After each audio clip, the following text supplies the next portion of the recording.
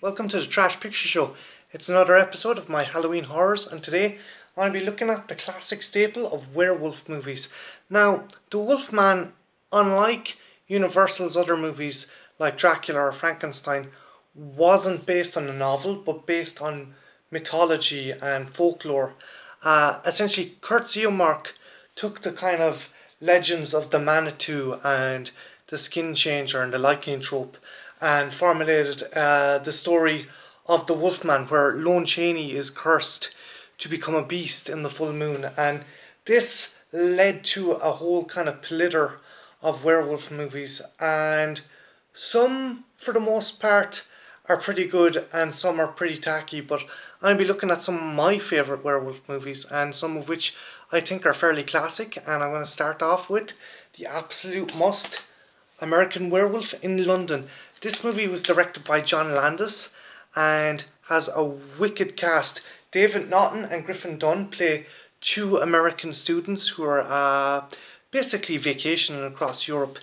They stumble into a moor area where a werewolf is lurking. Jack, played by Griffin Dunne, is killed, and David is bitten but survives. He later learns that he's becoming a beast. He's turning into a savage creature via nightmares. And then, to make matters worse and more insane, Jack, who's now a spectral corpse, turns up and tells him, look, you have to kill yourself. You also have the fantastic Jenny Agutter as David's love interest, who's trying to help him. It does have the staples of the classic werewolf movies. You can tell Landis was a fan of the Universal horror movies, but it also kind of traipses on them as well. There's a fantastic bit where David goes into the cinema to talk with Jack, and he ends up seeing all the corpses of the people he's killed, and he's like, oh, okay, so I'm going to kill myself. Do I need a silver bullet? And Jack's like, don't be a putz, David. You don't need a silver bullet. And that's the great thing about American Werewolf in London. It is a straight horror, but it's also fantastic comedy. John Landis, who had directed the likes of Blues Brothers, does a fantastic job of kind of making a very human, funny kind of story as well. It's so absurd, the characters have to find the humour in it, because there's nothing else that can be taken from it. The guy is a werewolf and he has no idea what to do. And the other cool thing is, it is a very kind of meta movie, because they reference the original Wolfman with Lon Chaney Jr. a lot in this movie, and it makes you think.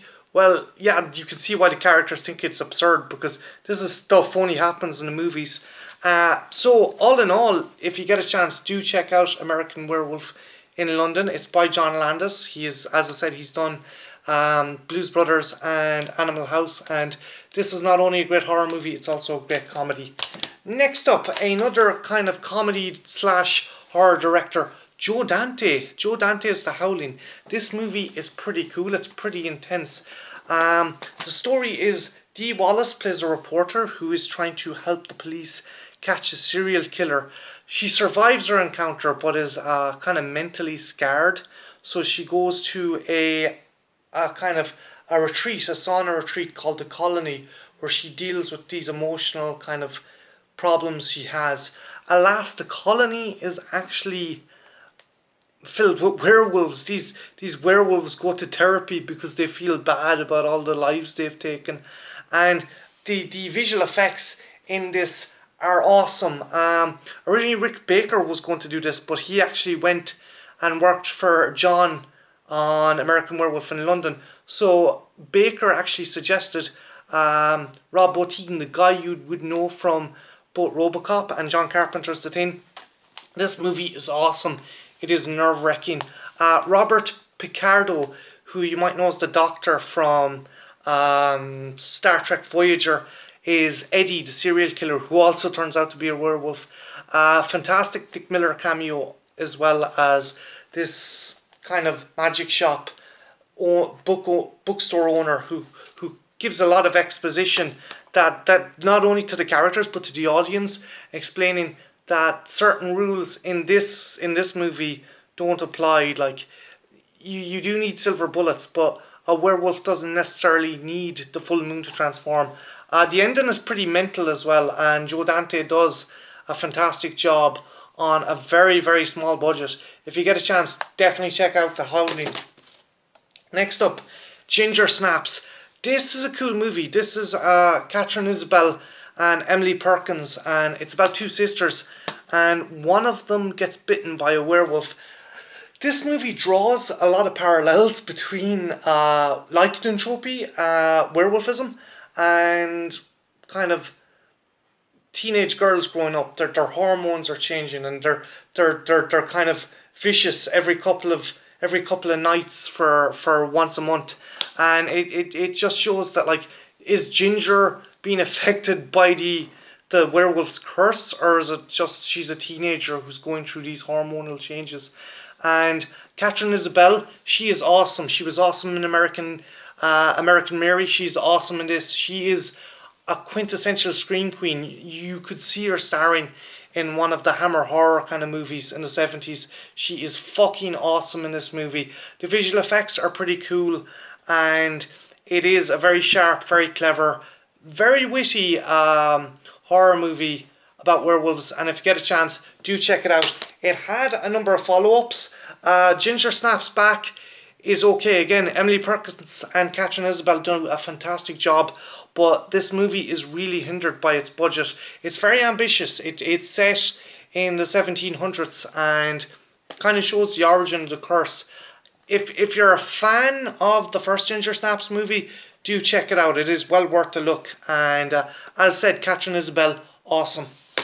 Now, one of my favourite werewolf movies of all time, Dog Soldiers. This was Neil Marshall's first feature movie, and essentially tells the story of a group of soldiers, British soldiers, on squad manoeuvres in the Scottish Highlands, and they end up getting set upon by werewolves. Wicked cast, Kevin McKidd, Sean Pertwee, and the awesome Liam Cunningham star in this. Again, a great aspect with this movie is the sense of humour. Like with American Werewolf in London, this is kind of, these soldier characters are trying to come to terms with the whole aspect of werewolves, and they kind of rationalise it. Look, it's an enemy. It doesn't matter what the fuck it is. My favourite character in it is actually Spoon, who tries beating one of the werewolves to death with a frying pan. He's eventually subdued, but I do like his last words, for like, one of the werewolves is about to eat him and he's like, I hope I give you the fucking shits.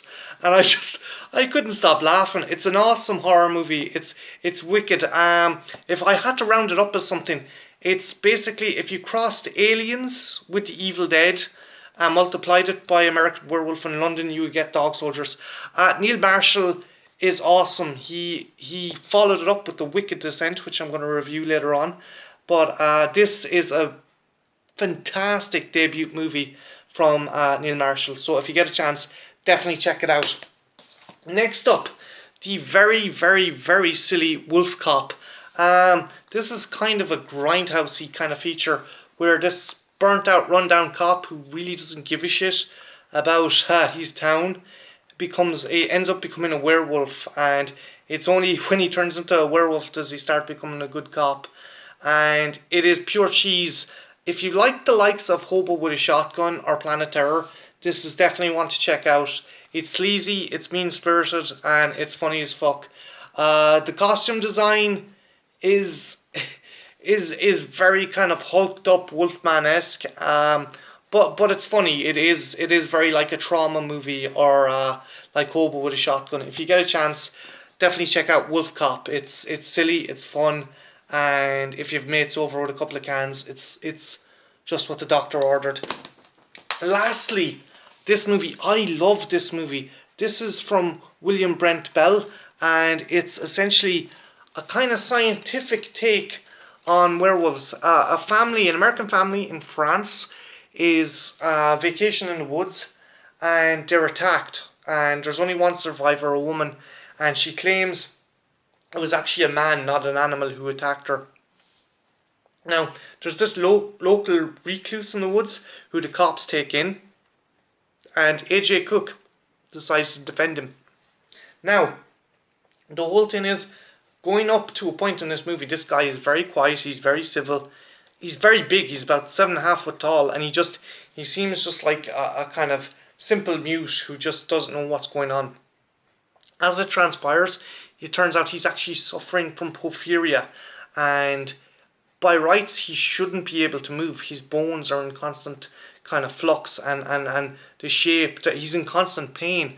But it then transpires that there's something, the moon affects also the water in his body, and he is essentially a scientifically proven werewolf.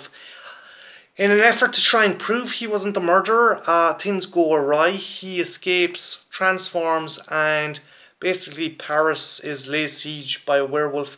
My only issue with this film is it doesn't know if it wants to be a found footage movie or kind of just a conventional movie. Regardless, the action is cool, the horror is great. AJ Cook does a really good job as someone who at first she wants to defend this kind of poor, kind of misunderstood man, but then she realizes actually what he's doing now is my fault. And it is really cool, and if you're a fan of found footage and werewolf movies, this is definitely one to check out. So that was a bunch of werewolf movies I suggest you give a look for Halloween. They are really cool, they are really interesting, and if you do want to try werewolf movies, I would suggest starting off with the likes of The Howling or American Werewolf in London. So, if you have any favourite horror movies or werewolf movies, leave them in the comments below. Let me know. Let me know what your favourite werewolf franchise is even. My name's Martin. This has been the Trash Picture Show. Like, subscribe, and have a good one. Take care. Bye now.